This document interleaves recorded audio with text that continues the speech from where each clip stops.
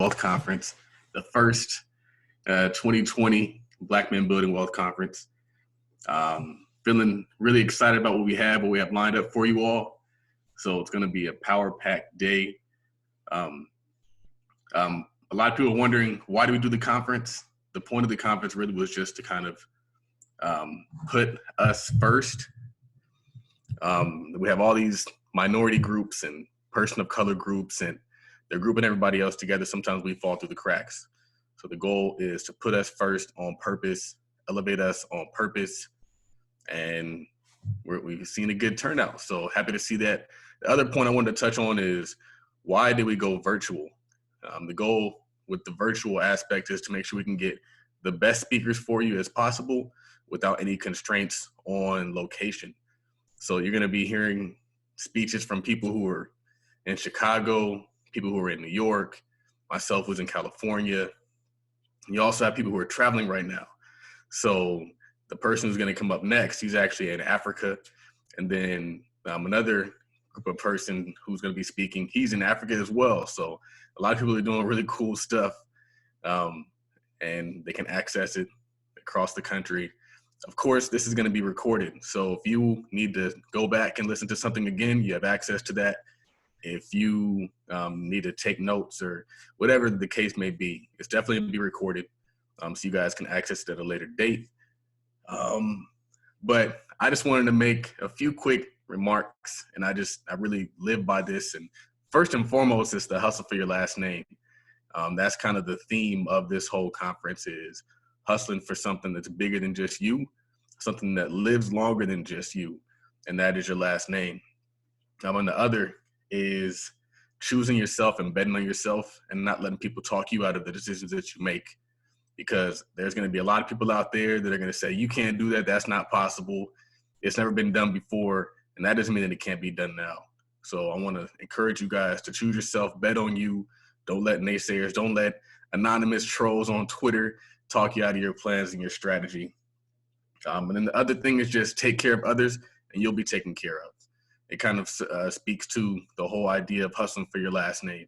So I want to encourage people to build something that's going to improve the value of your community, knowing that that's going to improve the quality of your life. So with that, I'm going to go ahead and bring on the first speaker, which is the brother Anthony Hartzog, all the way from Africa. And he's going to be talking to you about debt pay down strategies and also side hustles. So let's make it happen. Yes. Can you guys hear me? Yep. Okay, perfect. So Charles, thank you for handing that over to me. First off, just wanted to thank you for putting it together along with Mr. Andre Hatchett. You guys are doing great things, and I want to welcome the entire panel that we have here today. We got, like you said, we got a great group of guys today. And I also want to welcome everyone who's just joining us. Like you said, the purpose of this is to help everyone kind of start putting their family first, building generational wealth, and it all starts with you, essentially. So I'm going to share my screen. I don't know if I want to make sure people can see it, and I'll dive into my presentation.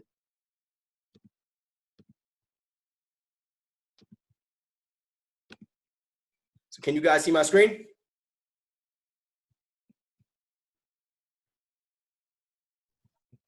Yes, sir. All right, perfect. So once again, my name is Anthony Hartzog, aka Mr. Delete the Debt.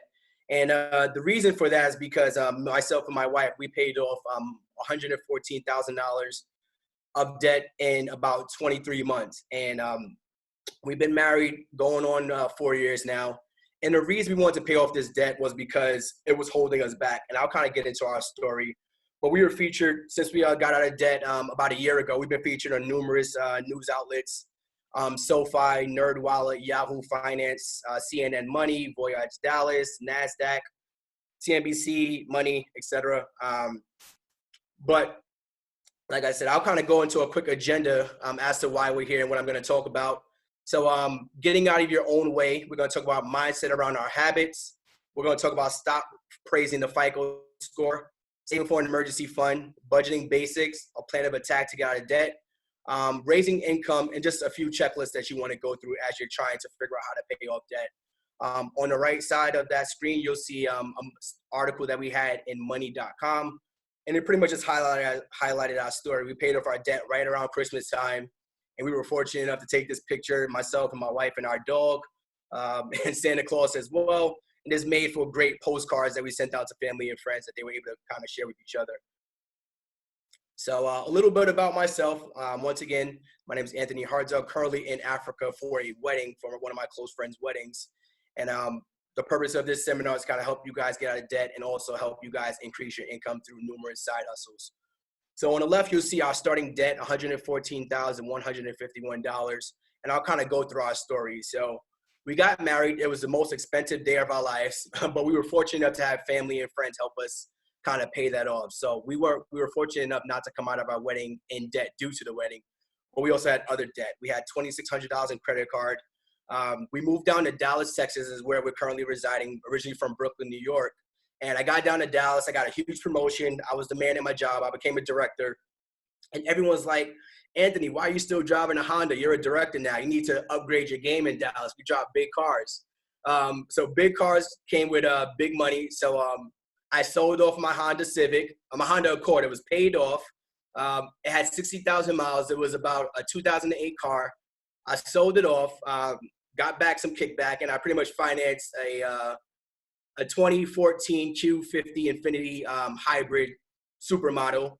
And that put me in debt about $25,000, along with the Honda that gave me about $12,000 for it. So I had a brand new Infiniti, was driving big, and then I had my student loans. My student loans were also $24,000. And then my wife, she went to a private school out in Long Island, and her debt was about $63,000 due to her private school. Before we got married, we weren't really talking about finances at all. The biggest thing we talked about was who's going to pay the rent and who's going to pay for groceries. So I had no idea that I knew that she went to a private school, but I had no idea what the actual debt incurred by her going to private school. So our total debt was $114,000. And we sat down Christmas 2016, and we realized that we were using credit cards like normal people. We're going to get our points. And every year we pay off our credit card. We pay off our credit cards at the end of the year, make sure it was at zero. But this year we had, I think, $4,000 in credit card debt, and we realized that we couldn't pay it off. We had to go into our savings. And then from there, I'm like, you know what?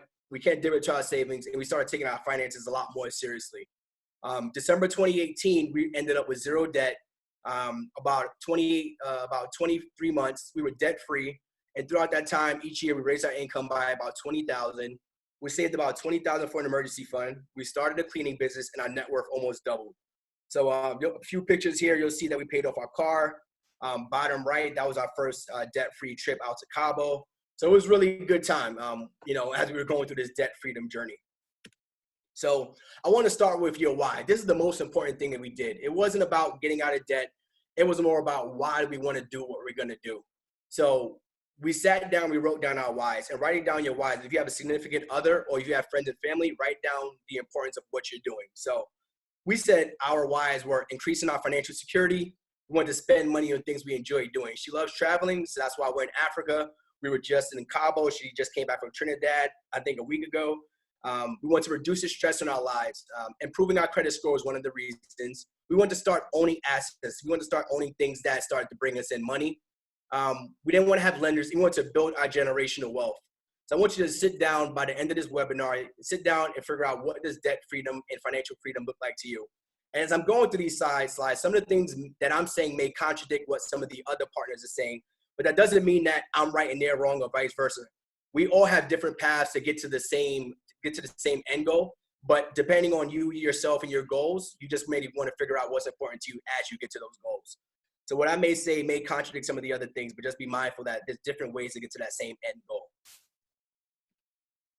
So start with mindset around our habits. I went to dinner one night, and we were talking about debt freedom, and one girl said to me, you have to have a car lease. Like, who drives a paid off car? And she really had no understanding as to people are debt free in this world. People drive paid off cars all the time. She's like, no, car notes and student loans, those are good debt. Your house is a good debt. And my mindset, we said that in our household, there is no good debt. If you're building debt to increase income, to build assets is great. But at the end of the day, debt is debt, and it's pretty much bad debt to us. There is no good debt. And the type of debts there are bills, credit cards, student loans, car loans, mortgages. And the way they try to describe good debt is basically socially acceptable debts. So everyone has a car. You have to have a car that you're going to lease or finance. Everyone has student loans. Everyone has a house that they have to pay off. You don't know anyone with a paid off house. It's very rare. And the reason is because that's the way we were brought up by our grandparents and also our parents as well. And our current generation, we have the need for immediate gratification and satisfaction. So we want things now. We want to buy a car. We're going to go lease it. We're going to finance it because we want those things now. We're not going to save up for 2-3 years. We're not going to buy a $2,000 car that's going to last us a year and then save up and upgrade. We want to buy that car now. So start thinking about that as we have these conversations. So on the top right, you'll see one of the articles from SoFi. And SoFi is pretty much a social finance lender. And they're talking about me and my wife. And they said 2015, our loans were in default. Default means we weren't paying our loans. I wasn't paying my student loans. And pretty much I owed back loans on them. And in 2017, I paid off $51,000 of $114,000. And that year we paid off $42,000. This is not just a highlight, but items you can finance and lease. You can almost finance and lease anything. You can finance and lease a car, a house, a mobile phone. You can finance furniture. You can finance clothing. You can finance gym equipment. You can finance computers. Anything, almost everything can be leased or financed, which lets you know people are in this game to make money. So credit scores. When we were getting out of debt, we realized our credit score was rising rapidly. And my credit score right now is pretty much close to 800. And this is with us not trying to build up any credit. We said we're not going to use credit for 2 years. So while we were getting out of debt, we used zero credit cards. And our credit score went up to almost 800, which meant that they saw us paying off our debts. That means our debt to income ratio started growing, which means that they wanted us to get more credit cards. They wanted us to finance more things. They saw that we were getting further away from what the quote unquote American dream was. So they said, you know what? Your credit score is rising. Let's send you more credit cards so that you could get a high credit score. I had ended up getting they sent me a credit card offer for like a $25,000, $30,000 for a line of credit that we never used. We never got that line of credit because it wasn't important to us. And I want you to remember that credit score is just a metric of how well you do at borrowing money. If someone tells you that you have a high credit score, they're just telling you, I borrow money really well. Credit score has no indication on a person's wealth. If I have an 800 credit score, that does not mean I'm wealthy. That just means I borrow money really well. I borrow money and I pay it off quickly. Doesn't mean I'm done at borrowing money. So stop praising the credit score. I want us to get away from that mindset where we have to get credit to pretty much live our lives. So as you go through this, as you're trying to figure out debt and also trying to figure out how to build assets, I don't want you to go into this blind. I don't want you to go buy a house and you have no money. I don't want you to go buy a car, you have no money saved up. You need to have some money in case of a micro emergency. And a micro emergency is anything that you could cover within, I would say, $1,000 to $3,000. Anything that you would feel would be comfortable if you don't expect to lose your job and your health is pretty good and you don't expect to make any major purchases. While you're trying to get a debt and increase your financial security, I want you to have an emergency fund. I don't want you to go at this blind. So I recommend saving about $1,000 to $3,000 for an emergency fund. And we went 2 years without dipping into this at all. Our biggest emergency over the course of 2 years, I need to buy a new tire for $900. My tires were extremely expensive. That was actually 2 tires. It was about $450 a tire, but I didn't have any emergency over $1,000 in 2 years. So the first thing people say is, oh my God, that's such a small emergency fund. If your health is good and your job security is pretty strong, I would just say save up a micro emergency fund. Save up as fast as you can. And that should be your immediate goal when you create your budget. You're going to use extra money from your budget. You're going to sell things you don't need. You're going to pick up extra hours. You're going to pick up a side job. I'm going to go into a little bit of budgeting basics. So my mindset around a budget is pretty much telling your money where it's going to go and how you're going to spend it. A lot of people think about budgeting as a word that pretty much it prohibits what they can do. Me and my wife, we write a budget every single month for everything that we're going to do. And it's important because we're telling our money how we're going to spend it. There's not a line item in our budget that's not prepared for. So I'll give you guys some basic budgeting examples. So how to start a budget. So figure out how much you bring in monthly. That includes work, side hustles, retirement checks, anything. Like an example, you make $5,000 a month, and you want to figure out what your expenses are every month. So our budget items are going to be things that we need for survival at first. So food, clothing, shelter. Those are things you need to survive. So those are our basic budget items. That does not change. The amount of food that we buy a month doesn't change. We pay like, I think about $300-400 a month for food. Shelter, our rent they're not going to change. Utilities is not going to change. How much you're going to pay in gas usually doesn't change. Things that are going to change, your moving expenses, your restaurants, your outings, things that you like to do. That should be in your budget. That's one of the biggest keys that I have when I have consultations with individuals and couples, is that they don't budget for things that are unexpected, such as how often you're going to go out to eat that month. You don't know. You're going to go out to brunch. You like brunch. I like going to brunch. You want to make sure you're going out to restaurants, outings. You like to be out of town, like to travel. And how do you figure out what your expenses are? So let's say you never budgeted in your life. So you're going to usually start to figure out how many expenses I have every single month. So start writing down, you print out your bank statements and you write down, all right, I use this for travel, transportation, food, clothing, etc. And some basic budgeting tools that I recommend. EveryDollar app. These are all mobile applications. You need a budget, Mint. Worst case scenario, you can use an Excel spreadsheet. You use pen and paper. Those are just some things you could use to budget. And on the right, those are some screenshots of the apps that I currently use. We use EveryDollar app, and we use that every single month. So budgeting tips. Me and my wife, like I said, we budget once a month at a minimum. It took us about 3-4 months to kind of get our budget down packed and make room for mistakes. Our first 3-4 months, our budget was overly priced, underpriced, but we made room for mistakes. And we budget for fun. A lot of people don't budget for fun. They just want to do some necessities. Travel, that's a big one that we budget for. My wife, she's getting ready for the wedding, but we travel a lot. She likes traveling since we've been out of debt. Like I said, we're in Africa right now, but we make that a line item in our budget. So let's say it's $1,500 a month is going to go to travel. So by the end of every quarter, we're going to have maybe $6,000 for budgeting. So that we know for traveling. So we know that, every quarter we may go, one big place or something like that. We spend every dollar on paper before it comes in. We use an app to make it more convenient. And all of our money comes from one account. The way me and my wife manage our money is that it's all one account. So she makes money, I make money, it goes into one account, and we account for that money. So we don't split up money based on who makes what or who does what. That's just the way we manage our finances. I recommend you guys do what works for you and your spouse or even yourself, but that's how we manage our money. So plan of attack. This is a very important slide. So while we were getting out of debt, there were 2 ways we could do this: the debt snowball or the debt avalanche. Hold on for a minute. Make sure I'm not missing nothing. Oh, okay, cool. Just reading the chat notes. Sorry about that. So debt snowball. So what we did was we lined up our debt items in order from smallest to largest. The interest rate does not matter. If all the debts have the same balance, put the debt with the higher interest rate. But regardless of what you're going to do, you're going to put your debts from smallest to largest, and it's a debt snowball. And you're going to focus on paying off one balance at a time in order from smallest to largest. So what we're going to do is, my internet connection is unstable. I'm at a hotel right now. So if it cuts off, let me know. Well, you won't be able to let me know, but I guess I'll just cut off. But I'll run through this. So focus on paying off one balance at a time. So we started off paying our $2,400 credit card, and then we moved to the $3,000 credit card, and then we moved to the student loans, and then the car, and then my wife's student loans. And the benefit of the debt snowball is that you're gonna get some quick satisfaction, some quick wins.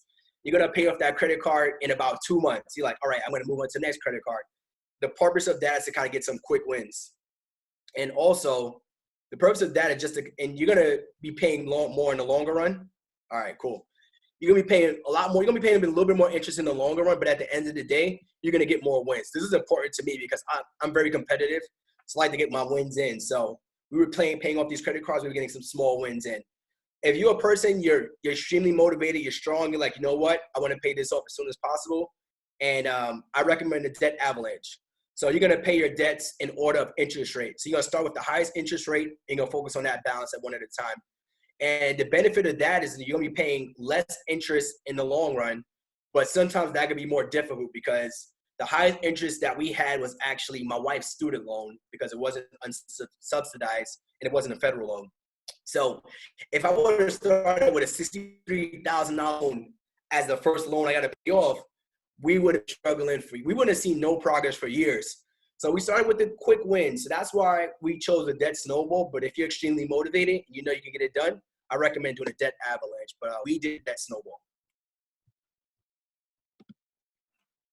So raising income with side hustles. One of the most important things we did on our end.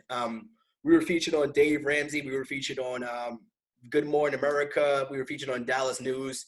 And the reason that we were featured on so many news outlets is because a lot of people in the financial independence space, financial independence, retire early, fire community, is because they pay off debt really fast. But what they do is they cut their expenses extremely to the bare minimum. My wife was not having that. She's like, I'm not cutting my expenses, Tony. I want to travel. I want to go to brunch. I want to do this. I want to do that. I said, well, you got to work. So we both worked. I worked at a gym. My first side hustle, as we were doing this, I worked at a gym. I like working out. And my first side hustle was at Equinox. It's a fitness club in Dallas. She said, you know what? I'm going to work at the gym too. So now we got jobs. And I'll kind of go through some of this. So we were walking dogs. We were making about $5,000 a year walking dogs on Rover. We started a residential cleaning business. I'll get into a little bit of that, but I don't have that much time to get into that. Our residential cleaning business has brought in almost $300,000 to date. And we don't clean houses, which is another story. We rented out our car on Turo.com. That brought us about $3,500 in 2017. We were doing surveys. We were doing tons of things. I'll get into just building your income. So side hustles. One thing I tell people all the time is your side hustle does not have to be sexy. The guys that you're going to hear on this panel, they're going to give you some sexy side hustles, which is amazing. They're going to teach you how to build wealth through numerous different ways. But I don't want you to get too caught up with the how. I want you to get started quickly. The quickest way we got started was, how do you make more money? I'm like, you work more, you get another job. That's what we did. So I would start with something that you already do. Me, I'm an IT professional. I work in technology. I started helping people learn technology on the side. My wife, she's a mental health counselor. She started doing therapy on the side. Start with what you know and do on a daily basis. You're already a professional at your job. If you're doing mental health counseling, you're doing IT, you're doing physical therapy, you're already making money as a professional, you can do that on the side. Start doing that. Teachers working after school. If you work at a gym, you can do a sports rec. You can do therapy. Many require zero startup costs. So another job doesn't cost you anything. We started a local service business. Chris is amazing at this. Chris Johnson, who's on this panel, he talks about stuff like this all the time. Starting a local service business. We started a $300,000 cleaning business, which has been in business for 2 years, with less than $1,000. And our biggest startup cost was the website. Pretty much, we outsource the work. We find the work for people to do, and we outsource it to them, and we pretty much take a cut of that. So you could do that with lawn care. You could do that with cleaning services. You could do that with handyman, people that drive cars. You could do that with tons of different things. Writing about something you know more than others. So when I started my financial blog, MrDeleteTheDebt.com, people were paying me so that they could write on my blog for a little bit, which is amazing. Get a little bit of money from that. Sell your knowledge. A lot of people on this panel have courses, which is amazing. They're selling the knowledge that they already have.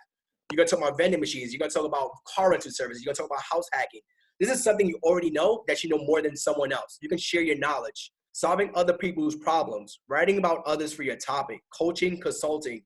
There are many people. I started doing debt consolidation, debt consulting, financial independence consulting, because this is something that I know a little bit more than others. I may not be a guru. I don't have any background in this. I'm just someone who did it. And I started coaching people on how to do what I did. And just like you're a senior in high school, you may want to sell the junior, the sophomore, or the freshman some knowledge that you already have because you've done it. That doesn't make them a professional. It just means that they've done it, they've been there, and somebody under you would love to get that knowledge that you have. So don't overthink it. Renting out your car. I did this to get out of debt. Now I'm doing it to raise our income more. We rent out our car on a platform called HireCarAndTour.com. Shout out to Chris Robinson, Mr. Infamous CPA. He may talk about that a little bit. Airbnb. We started managing other people's Airbnbs in Dallas. We got into that. I can't get into that too much, but we went on Airbnb.com. We started messaging hosts, figuring out, hey, we're a local cleaning company. Do you need help managing your Airbnb? Yes, I do. We do property management for them. Just quick notes. Watching dogs. We watch hundreds of dogs at this point in our house. If your wife or your kids, you have dogs, you love pets, we brought dogs into our house, and I was bringing in about $40 a day watching a single dog. A weekend, we were bringing in about $200 a weekend. Asking people around you, what am I good at? And your friends would know more about what you're good at than you would. That is a major key. Asking people in your close surroundings, ask them what you're good at. And they'll start talking to you about what you're good at. And that's going to build your ego. And that's going to start to make you realize your strengths and weaknesses, asking the people around you.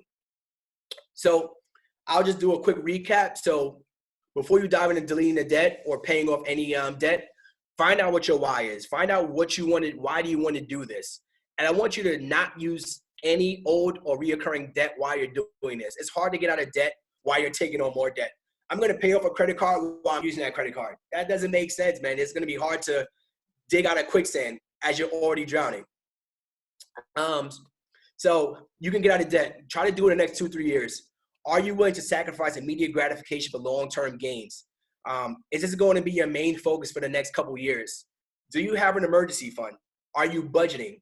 You have your plan of attack. Are you going to use a debt snowball or debt avalanche?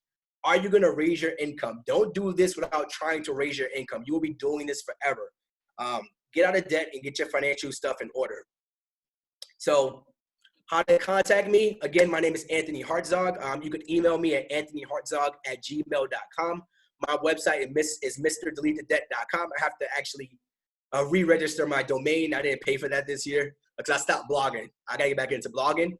My Instagram is @thehartrimony. That's ran by myself and my wife. We post about financial freedom, financial literacy, and we post about things we like to do just to help people out. My personal Instagram is Anthony Hartzog _. These are just some things that people have been doing while they're getting out of debt.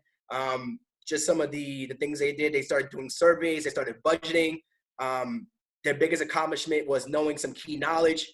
And year to date, as we've been doing this for 2 years, we helped people pay off almost $500,000 in debt. That number is an estimate. Just like Dave Ramsey, there's no way to know how much people are paying off debt until they let you know. But I know from just some of the smaller groups we've done, as to date, we've help people pay off $500,000 in debt. We have a Gumroad course just helping people pay off debt.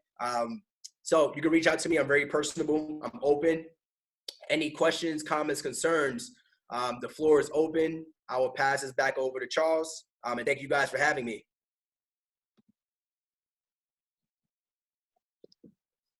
Woohoo! Yeah! Way to set it off. Appreciate that, gentlemen. Any questions, comments, concerns? I know I went through a lot.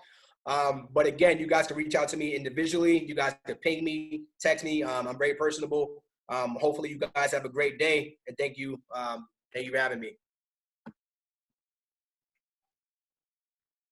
You download the apps already? Keep moving, brother. Keep moving.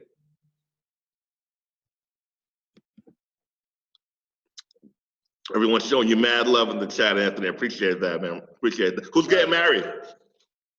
One of my close friends, Keegan and Tori, you're getting married out here in Morocco. First time in Africa.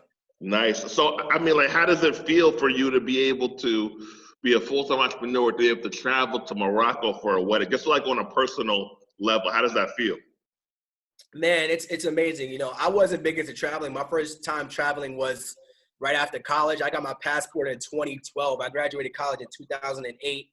And now, my wife has me traveling. She's like, I will help us get out of debt. I will listen to what you say. But when we're out of debt, I want to be able to travel. And I'm like, you do that for me, I would do that for you. She made me sign a contract, and that's what we did. So Trinidad. You signed the contract? We signed a contract. It was on our refrigerator for 2 years. Oh, I love it. Oh, I love it. And you talk about your wife a lot.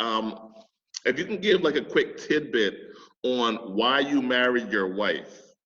Oh, sure, man. So me and my wife, we knew each other since we were in middle school, 12 and 13 years old. We grew up in the same projects back in Brooklyn, New York. And my mother and her, we just actually left Brooklyn last week. We both stayed at our mother's cribs in the same building. I lived on the 4th floor. She lived on the 6th. But I told her as a young boy growing up, like, I'm going to marry you as a game. You told everybody you're going to marry them as a game. So, but I knew I wanted to marry her, just us growing up and just us growing up together. but she made me become a better person overall. You know, I started Mm. going to church when I was with her. We started working out together. And there was a lot of things that we started doing together that made me realize that I'm becoming a better person with her. And I feel like we will be stronger together as a unit. So Indeed. that was really the main reason, man. We grew up together. You know, we dated in high school. We broke up with each other. But that was the main reason. Great stuff, man. Thank you for that. No problem. Upwork. So when you were consulting, did you do the word of mouth route, or were you on Upwork and Fiverr? So when I was consulting, right now I actually do consulting for people who want to get out of debt. So they book us directly via Calendly. But when I was consulting for people for my blog, we were on Upwork.com. So people would book me to help them with their financial literacy blogs and stuff like that. And I was only a couple months in, and all I did was put myself out there. So great question. You mentioned surveys. I actually don't have those handy, but Jaron, if you could pay me on the side, I just sent someone a link yesterday for about 5 survey sites, and I can send that to you directly. Just hit me up, anthonyhartzog@gmail.com, and I'll send that to you directly. And surveys, I mean, that's a quick $100 just you sitting in front of a computer just filling out surveys. So another question, when you funneled all your hustle income into one debt at a time? Yeah. So as we were getting out of debt, what we did was anything we made from walking dogs, watching dogs, Turo, working at a gym, we put that to our first debt, our lowest debt. And once that debt was paid off, we took that money that we're putting into that debt into the next debt. And then as you see, this turns into a snowball. So by the time we were paying off the $63,000 student loan, all that money that we were putting into those other debts and raising our income, it created a huge snowball at that point. So at one point we were throwing 5, 6, 7, 8. We threw $10,000 at that debt at one time. And when I say we were working, brother, we were working, man. So that's what we did. Do I recommend getting out of debt first before buying an investment property? This is going to conflict some of the brothers in this group. But personally, my wife is laughing. But personally, my decision, I would always say, I wouldn't want you to make the best financial situation for yourself. And you'll get some advice from other brothers here. But I would say get out of debt before investing in investment property, because we had $1,000 of debt that we had to pay every single month.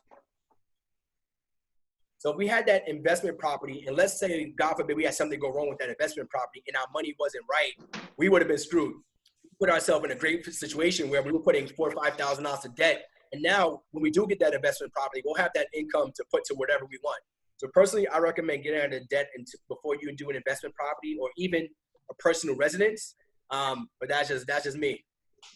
Do you like Turo? I love Turo. I use it to rent out my car. We were making about $700 a month renting out my car on Turo.com. And the biggest issue we had was my car came back dusty. It's a sports car, so I think they might have been doing laps somewhere. My car came back a little dusty. Our car came back a little dusty, but Turo.com I recommend it. HireCar.com, I just started using that as well. So far, so good. We actually bought a investment car. We turned our liability into an asset. So we have another car that we bought just for rental services that we have rented out right now. And that's a car that we don't care about. So if that car, something happens with that, fine. Nice. Thinking about buying a $4,000 or $5,000 car to put on Turo. That's perfectly fine. You get a lot of renters on Turo.com and HireCar. Just try both of them out. Mm-hmm. And send us some of those pictures, and from the wedding. I saw you with that fly African gear room, and we want to see you and your wife, how they're doing the thing at the wedding in the African gear. No, I got you. She didn't like the color scheme, so I'm not wearing that to the wedding. Oh, she didn't like it? I'll definitely send those pictures out. Okay, cool. I thought it was fly too. She was like, "Hope you're not wearing it to the wedding." And I was like, "I guess not." But we're doing ATVs. So that's something I made with the situation. Oh, that's dope. Good stuff. Nice. Dope. So thank you for coming on, man. I appreciate you. I'm sure a lot of people got a ton of value out of this. You guys, if you want to reach out to him, we'll have all his contact information in the notes. We'll also have some of the links for the information that he shared with you in the notes, so you can follow up with him and then also kind of start doing some due diligence for yourself and helping yourself get out of debt if you happen to be in debt or start a side hustle. So Dope information. Thank you for tuning in all the way from Africa, making it happen for the people, man, by any means. The motherland. That's commitment. Appreciate that. I'm about to get ready for this wedding. I got about an hour, so I'm going to keep you guys here, but I'm going to be on mute, obviously. All right. All right, man. Holler to you later, brother. So you guys probably were expecting Brian, the CPA. He had this flip-flop, so I'm going to actually be presenting next. I'm going to be talking to you about vending machines and the vending machine business. I had a lot of stuff I could have talked about today. Could have talked about stock options, could have talked about long-distance real estate investing, could have talked about a lot of different things. I have my hands in so much. But I saw the gap here was vending machines. Vending machines are something that I think a lot of people can get into. It's something that's going to allow you to get passive income. It's something that's going to allow you to kind of start to build that money that's going to get you out of your job. So it's actually an hour-long presentation, but I'm going to condense it down to 30 minutes. So let me go ahead and share the slides really quick.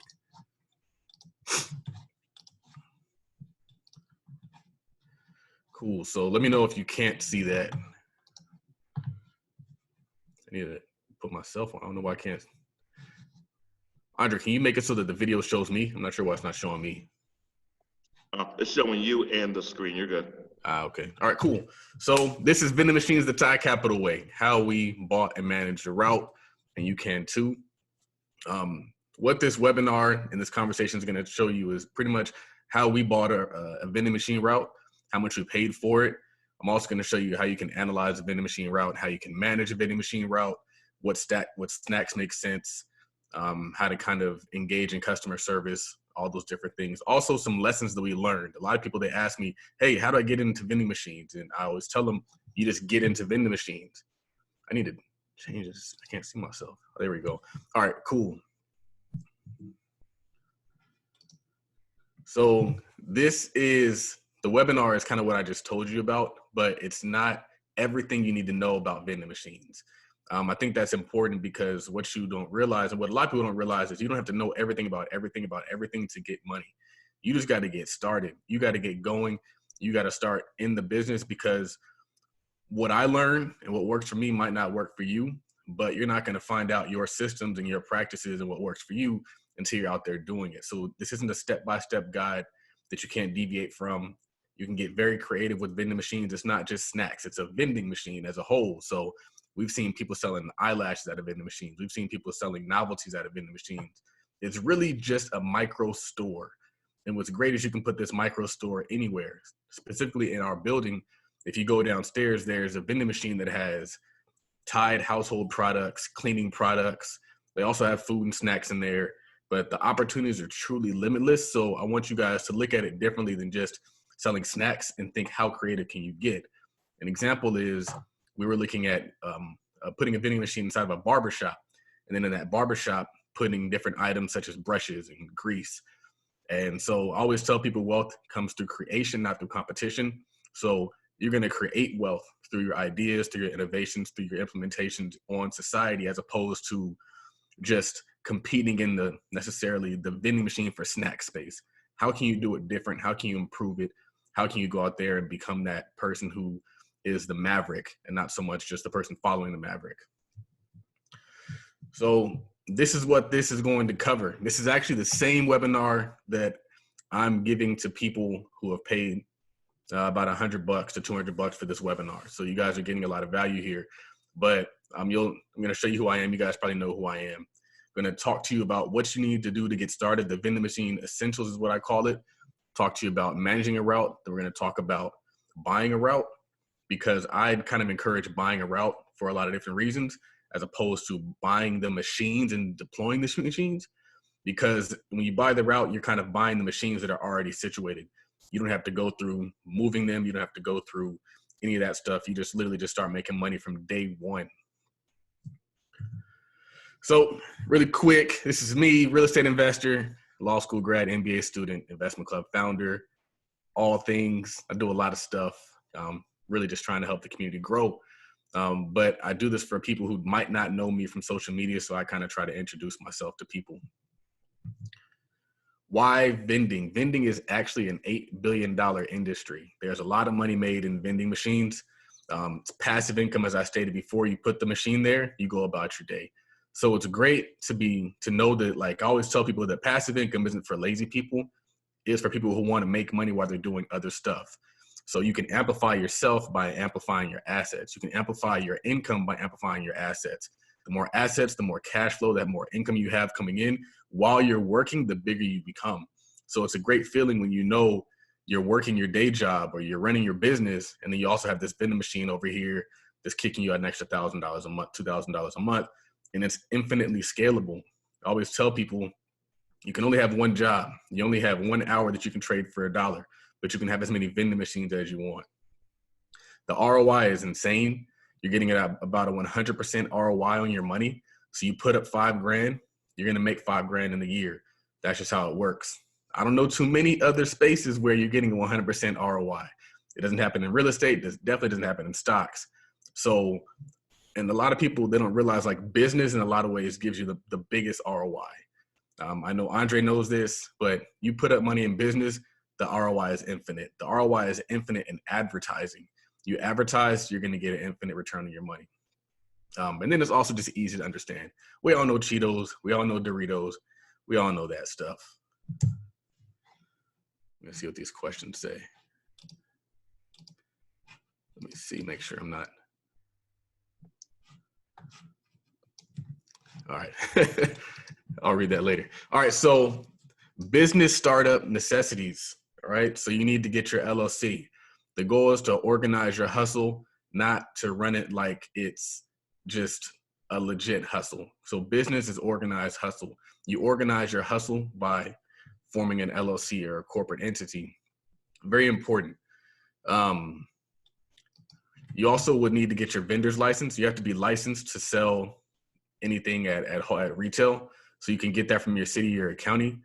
For LLCs, just to kind of briefly go into that, you do that by going to your Secretary of State for whatever particular state you live in, and you're going to file your articles of organization, and then you'll be able to get that LLC, which then you get your EIN. The EIN is a social security number for your business, and that allows your business to start getting business credit and also get your business bank account. So those are very important things because you want to set up your company as a separate and distinct entity from you, where you're not commingling funds, you're not commingling assets, and you're running it as something that exists upon itself that can continue to grow. I was talking to my barber yesterday, and he was telling me he wanted to buy an Amazon route, and he wanted to protect himself from liability in case the route goes bust. And I was like, you don't know about the LLC? I was like, just put it in the LLC, man. If it goes bad, it doesn't go on your personal assets. They're not going after your house. They're not going after your other business, your barbershop. You set it up so it's separate and distinct, and then you set up liability insurance so it's protected. Because if you have an LLC that's not protected, either through being thinly capitalized or through insurance, sometimes they can still pierce that corporate veil and go after your personal assets. So it's not enough just to set up the LLC. You also have to make sure you're doing all the things that are necessary to still create that corporate veil of yourself. And then also there's vending locator services. I'm going to try to go faster. All right, so this is very important. This is the startup costs. So the machines range from like $800 to $2,000 if you decide to go that way. But if you buy a route, it's going to be the cost of the route plus all these different things. So the inventory is about $500. We're going to show you where you can buy that stuff. You're going to need a dolly or a hand truck because it's heavy. And you're going to be going from your car or your van to where those vending machines are located. And that can get kind of tough. I've tried it, and it starts to hurt your back after a while, carrying all those sodas and all those water. And sometimes you can kind of skimp because you're like, man, I'm tired. I don't feel like carrying all this stuff, especially if you have 8 locations like us. So you're going to want to get a dolly. Very important. I'll show you guys the dolly that you should be getting. Storage shelves, which you can get for pretty inexpensive from Home Depot, like $50 a piece. And then also some sort of a storage container. And then we store everything in a self-storage facility. Let's see, I'll show you what that looks like as well. So to hear those things, this is the shelves like that, the wire shelves. Then you also have 2 different kinds of dollies. So you have this one, which can kind of function both ways, which is probably the best one you should go with. But if you just don't have a lot of space, like you're driving around in a little 4-door car like me, the Milwaukee one might be a good idea too. This is very important. You have to brand your business. We're building a business here. We're not, of course, building a hustle. And here's some places that you can do it. There's a website called Printful. Printful is helpful because they let you print one-off shirts. And they let you print off embroidered polos, which look really good. You can go and you can design your logo on Canva, and then you drop it on a polo. You order 1 polo, 2 polos, 3 polos. Back in the day, you had to order like 20 polos for them to embroider anything on it. And then if you wanted to order like a one-off, they wanted to charge you like $50 for 1 embroidered polo. These days with Printful, you can get your own polo shirts made. I highly recommend polo shirts and not t-shirts, just because the polo shirts look better. If you are going to get a t-shirt, I would recommend you get a t-shirt and have like one of those small logos so it still looks clean and professional. When you show up, I know you're going to be doing a lot of lifting and a lot of moving, but still dress professional. Jeans, polo shirt, nice clean sneakers. Don't show up in workout clothes. Don't show up in sweats, because people are still judging you. Even though they want the snacks, they're still looking in there like, hey, is this guy professional? Is he not? You should always kind of aim to overachieve in that area of your professional appearance, especially if it's your business. I think it's important to, of course, get your company website. One thing I was talking about is documenting your journey. You're building a brand, and one way that you can build your brand is by producing content. And when you're producing content, you don't have to necessarily create something brand new. You can just document what you're already doing. So you can document your journey. You can document just the beginning of your business. People are going to love to watch it. They're going to tune in. People make millions a year on YouTube just documenting their journey. You're going to want business cards. You can get those through Vistaprint. You'll print them through Vistaprint. But what you should do is you should design them through Canva. The designs on Vistaprint are kind of cheesy and basic. If you go to Canva, you can design some really cool, snazzy business cards. You can then take that file, put it in Vistaprint, and have them print your Canva design business cards in Vistaprint. It'll allow you to stand apart from the competition. So we're going to talk about managing an existing route. This is one of the most important sections of this. So when you first show up, find the person in charge. There should be one key person. It's probably going to be the manager. You want to listen to concerns, because sometimes customers might have put money in the machine and they didn't get their snack. So you just like, hey, here's your snack. Don't worry about it. Or maybe somebody put their machine in there and they want a refund. And so you just give them the refund and take care of that. One thing I like to do is I like to take care of the gatekeepers. So if I'm coming in and I can just kind of like give the security guard like a pack of cookies or something, or some Doritos, like you got to make friends, and you make friends by giving things. So that's one of the things we do to just kind of get on the good side of people. They start looking out for you. They start kind of helping you out, letting you in and giving you access when maybe you shouldn't be able to get access, because sometimes these machines are only going to give you access Monday through Friday. All machines aren't accessible on weekends. We're lucky that we can have access to certain machines on Saturdays or Sundays, but there's certain machines you can only get through Monday through Friday. So you got to figure out how you're going to do it. I typically do it. I just wake up early on Friday when traffic's lighter and just head in early and knock it out. So when you show up to the location, what are you going to do? This is what I do. I walk in with my paperwork. I go to the machine. I open the machine. Each machine has the same key, which is really cool, because you don't have to have a bunch of different keys and remember which one.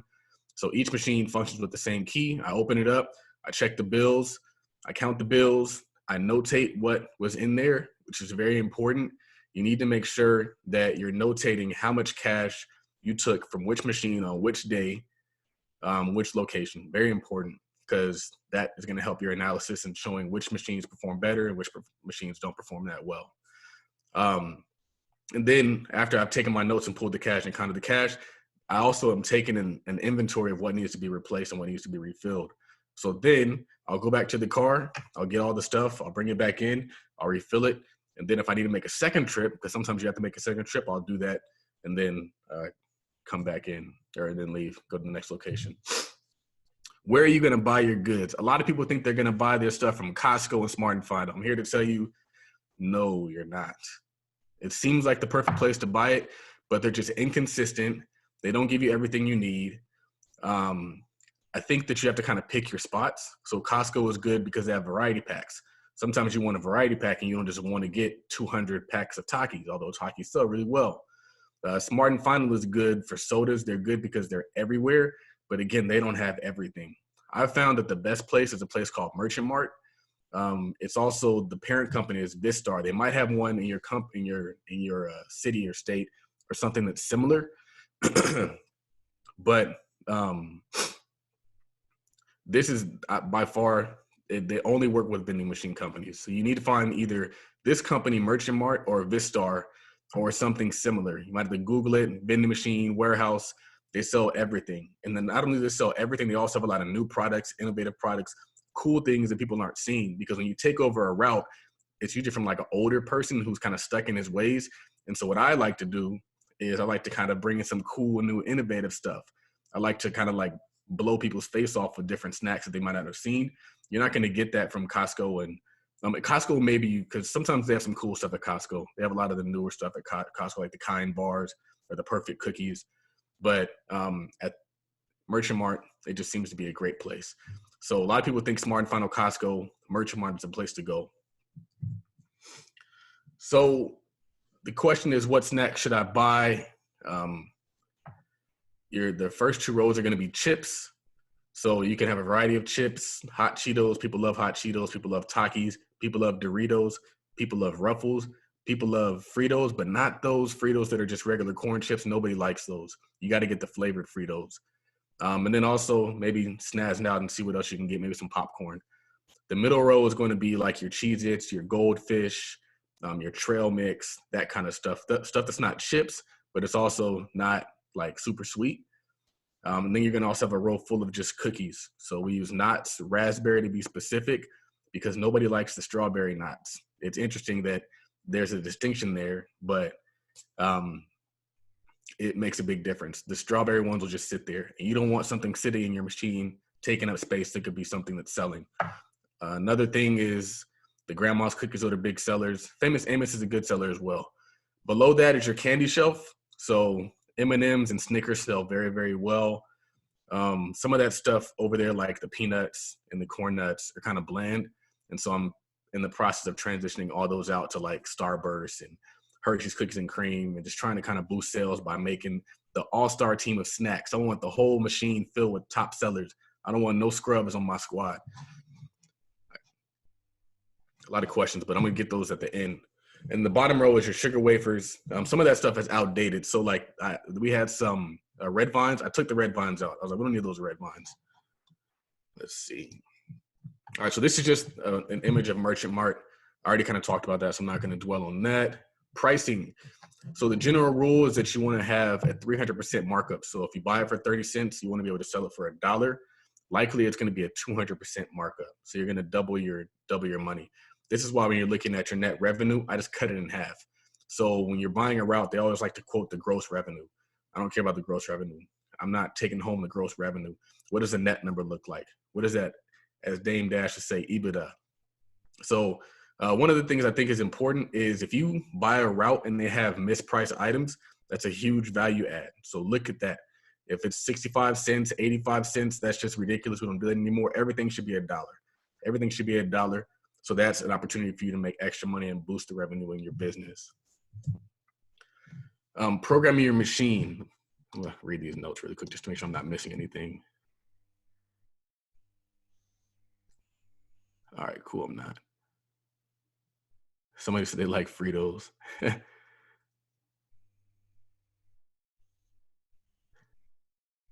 All right, there's a lot of questions. I'm going to go to the questions at the end.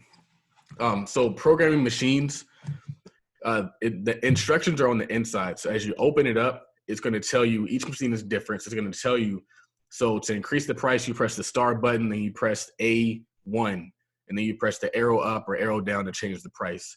Once you've done it once, you can do it over and over again.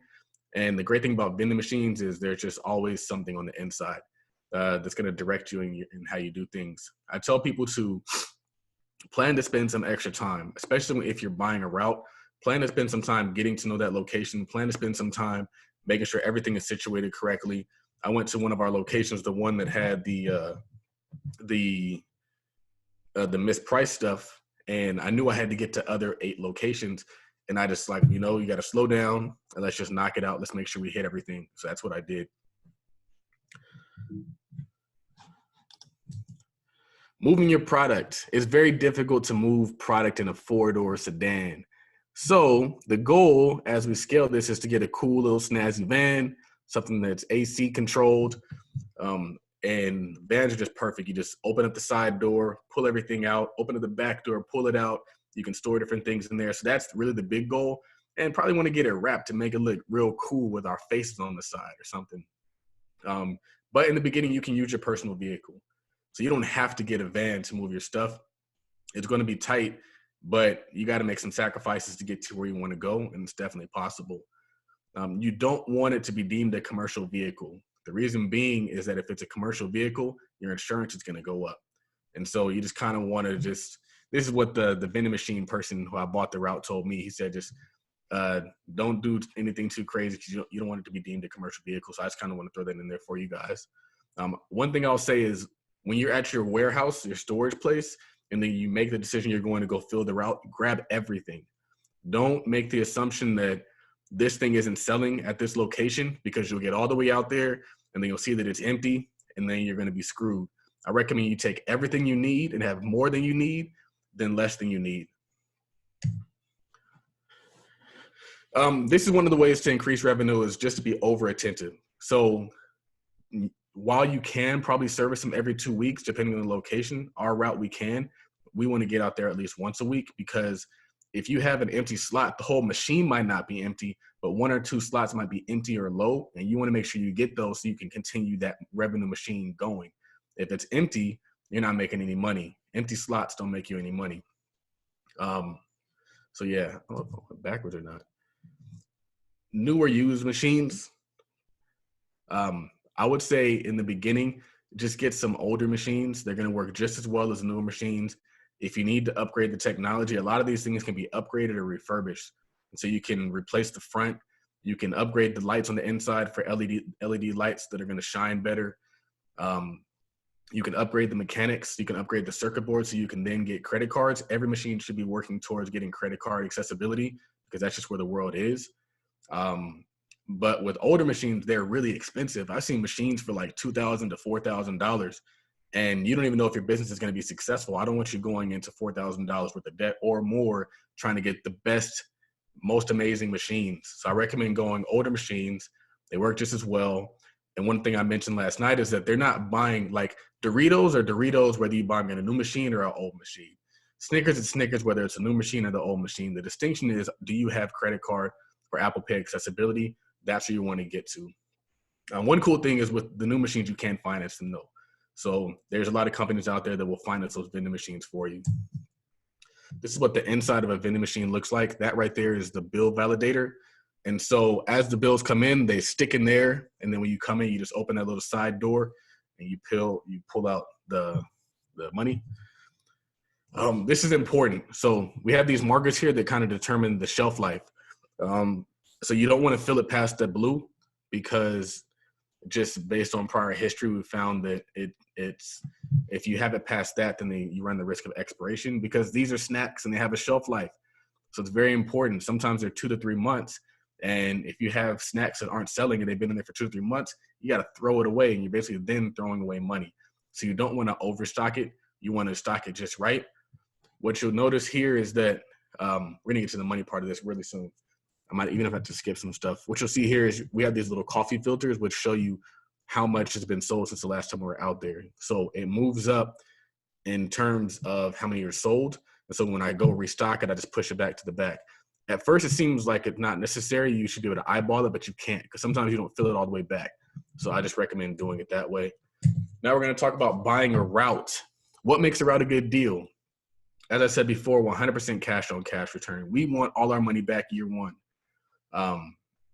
And that's kind of the standard. When you see routes for sale, it's going to be maybe $10,000. So that indicates that the gross monthly income is $1,000. It's usually capped out at 10% or like a 1x multiple. So you can know that you're going to get your money back year one. You can know you're not overpaying for it.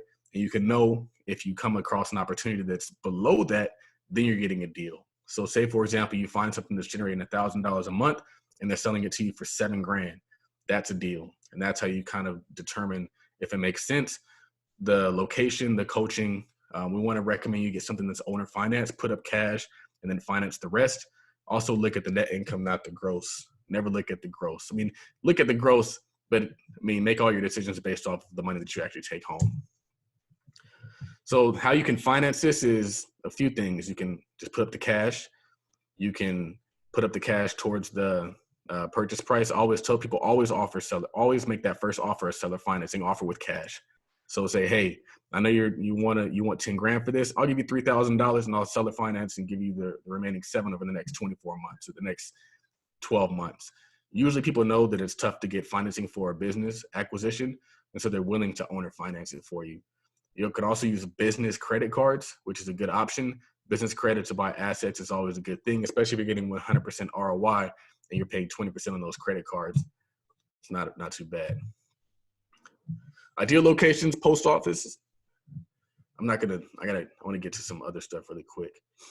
I kind of talked about this, increasing your sales through servicing the route frequently. Monitor what is selling and what isn't selling. If it's not selling, if it's not moving, pull it immediately and try something new, put something else out there. And that's how you're going to get your sales up. We want the all-star team of machines. Stack the team with top sellers, install card readers, that kind of stuff. So this is important, and I'm going to show you guys something that we use. Is you want to manage your budget and you want to keep track of everything. Ours isn't the most updated, but it just shows how we acquired it.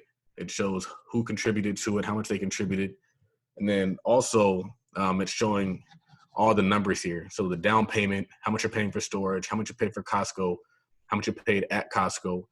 And then also it shows all the different pools. So I'm documenting when we're pulling money out, how much you're pulling and all that stuff. And then the total income, all that stuff. Total first month was like a partial month. So this is where you store your, how we store it. So when we bought our route, we actually got extra machines, which is cool. And so we're in the process of deploying those. We have the shelves there. We keep everything lined up on the shelves and we just kind of situated like that. Top selling products is this. Takis sell, Flaming Hot Cheetos sell, but also what sells is whatever they tell you they want. So I was walking through one of the post offices and somebody was like, hey, get some hot Cheetos. And that's how I knew to just stock it with hot Cheetos. So I like doubled them up on hot Cheetos. Hold on, that's funny, by the way. Yeah. Got some hot Cheetos, Chuck. I love it. He was yelling. He was like, he wanted his damn hot Cheetos. So this is what we bought. 22 machines, 16 were in place. This is one of the locations. This is actually our best location. It's a post office in Pasadena. Approximate gross income is about $1,500 per month, but there's no card readers. So we can probably triple that once we install the card readers. So looking forward to making that happen. The most important thing is we didn't have to run around finding locations. How do you analyze it? So this is probably one of the most important things is you look at your down payment, and then you're going to look at your monthly payment and how much it's going to cost you. And then you kind of start looking at your ratios. And so the ROI is based on the net number. So we basically took that net income and divided it by the down payment and got a 77% of our money. And then the cash on cash is the net income, not including the debt pay down, divided by the down payment. I messed this up.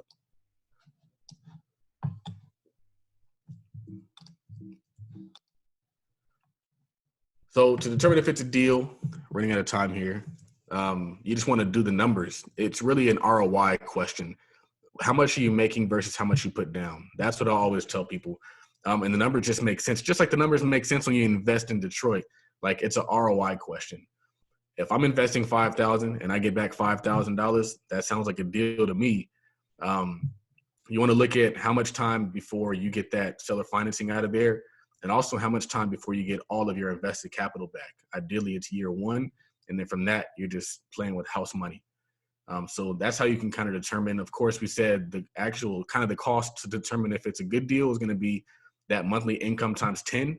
So if it's generating $800, that the purchase price is